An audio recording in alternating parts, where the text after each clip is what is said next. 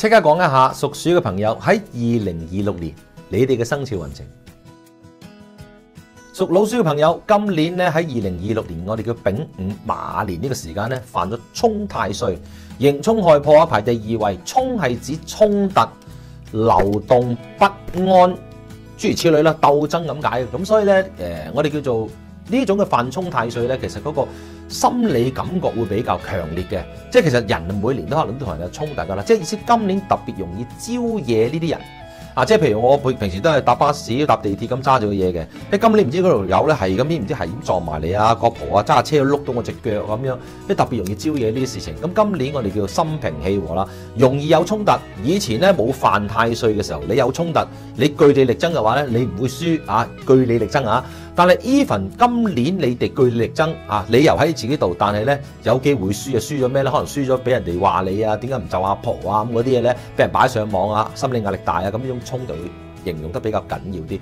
咁另外就係一種流動不安。咁咩叫流動不安啊？即係譬如我喺個崗位度，可能已經有一個時間幾年時間，今年會有調動喎。咁調動得兩種嘢嘅啫，一係就升職，一係就炒魷魚，一係就降級。咁所以咧調離咗崗位，咁所以呢種嘅流動不安咁亦都係存在。當然就話佢有機會升職啦咁樣，咁但係一般都而家經濟情況我都覺得比較難㗎啦。咁所以大家都要注意一下呢種一種衝突啊，同埋一種流動不安感。所以咧驚嘅朋友咧，大家係攝太歲，咁至少咧心安理得啦。係咪攝完就話唔會出現呢種情況？難嘅，但係咧即係可能影響會比較少啲啦。咁所以記住啊，屬鼠啦，睇下咩吉星先啦，好唔好啊？吉星同凶星。吉星我叫唐符星，唐符星類似一碌官符星啦，或者係即係我哋其實係咧，我哋叫事業星嚟嘅，即係話一張紙令到你會有事業上嘅起色。一碌吉星即係話會唔會係升職、加人工咁啊？諸如此類一啲開心嘅事情，甚至乎係簽咗啲單、簽咗啲契約翻嚟咁樣。所以咧今年就係如果你從事一啲即係同升職職能有關嘅工作，今年有機會升職啦嚇，機會好大啦。咁所以今年盡量搏責。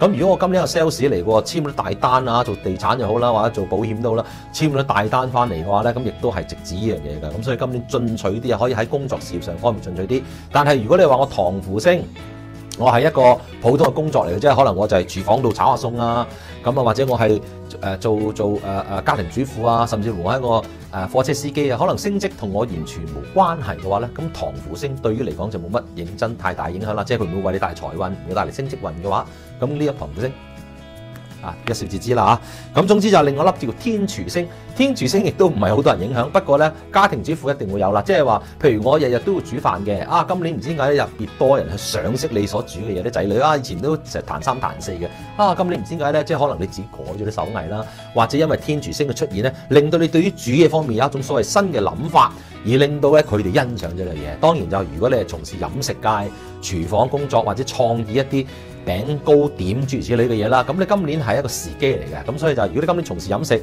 天廚星咧，我哋叫屬咩嘅朋友，屬老鼠嘅朋友咧，你就可以借住呢個機會咧，推陳出新一啲新嘅產品啦，令到你哋嘅生意有所得益嘅呢個天廚星。咁除咗其他，我又唔係做廚師，又唔係又做飲食，又唔係家庭主婦，咁對於我嚟講咩影響咧？可能亦都有食神嘅，即係可能有啲機會就話食到啲好嘢啊，朋友帶你食到啲好嘢啊，咁亦都係唔錯嘅。咁但係就除非你係直接同工作有關，會令到你揾到啲錢之外咧，一般人都唔會㗎，所以都唔係直接有財星嘅。咁所以呢樣嘢留意。咁破星即係凶星有幾多？凶星咧有4粒，歲破講咗㗎啦。頭先沖太歲就係一粒叫歲破星，流動不安、衝突容易掀起啲咁嘅情況㗎。咁所以自己留意啊。咁一粒大耗星係死大耗星，耗有分大耗小耗㗎，即係破大財咁解㗎。即係話財有分破小財、破大財，小財就叫 OK， 破大財係肉赤嘅。可能我揾2萬蚊一個月，破3萬蚊，哇！成個幾2個月人工，咁你咪覺得肉赤咯？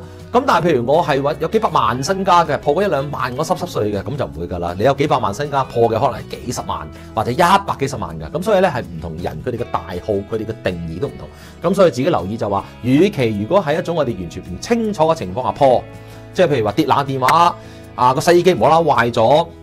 咁呢啲我哋控制唔到嘅，咁冇辦法啦。咁有咩控制到啊？譬如話，喂，原來我預咗錢去買車㗎喎，預咗錢去買個手袋喎，自己喎，買隻錶喎。咁今年大耗星咧就恭喜你啦，錢應使則使，因為錢的確難留㗎啦。咁你與其係應咗佢嘅話咧，倒不如即係學啲師傅講話，年頭捐咗錢去應咗佢咯，咁樣捐錢不如。如果你話喂買啲嘢送俾自己啦即係食餐好嘅，好請朋友食餐好嘅啦，都可能得到啲貴人朋友會賞識你。捐咗佢咪唔好啊，係一善事嚟嘅。但係問題就係可以同樣做，就唔好淨係成日諗一樣捐錢就能夠解決到大學嘅問題。倒不如我哋做一啲事實去應驗咗呢樣嘢，最好叫大號星。災煞星啊，災擺到明就同天災有關㗎啦，即係話當然有關天災同人禍嘅。天災意思就係話香港地，我哋冇話天災㗎啦，嚟去就打風、紅雨、黑雨嘅啫。香港唔會有地震啦。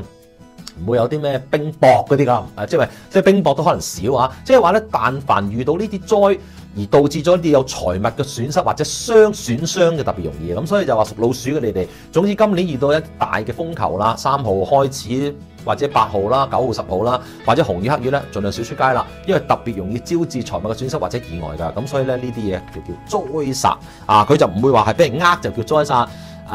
俾車都算嘅，俾車親都算嘅，因為你無妄之災啊嘛。咁總之就係天災嘅意義上就比較直接啲。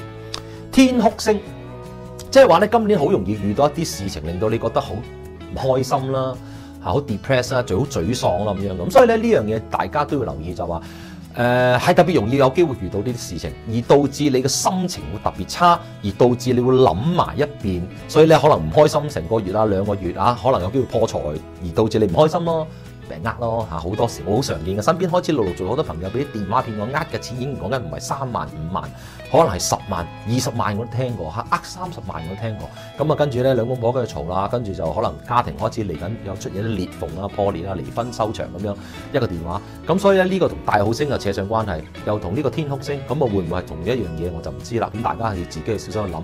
總之就係遇到呢啲咁嘅問題啦、困難嘅時候，記得一樣嘢就係多啲同朋友傾訴一下，盡量積極去面對去揾解決個問題就為之最好啦，即係唔好自己收埋啊！咁所以就咧，即係因為咧吉星啊得粒唐門天柱，幫唔到你哋太多噶。咁所以咧今年屬鼠嘅朋友犯沖太歲咧，運程都係麻麻地啊！咁 anyway 點都好啦，咁我希望祝大家咧喺嚟緊新一年咧身體健康、財源廣進同埋事事順境啦！拜拜。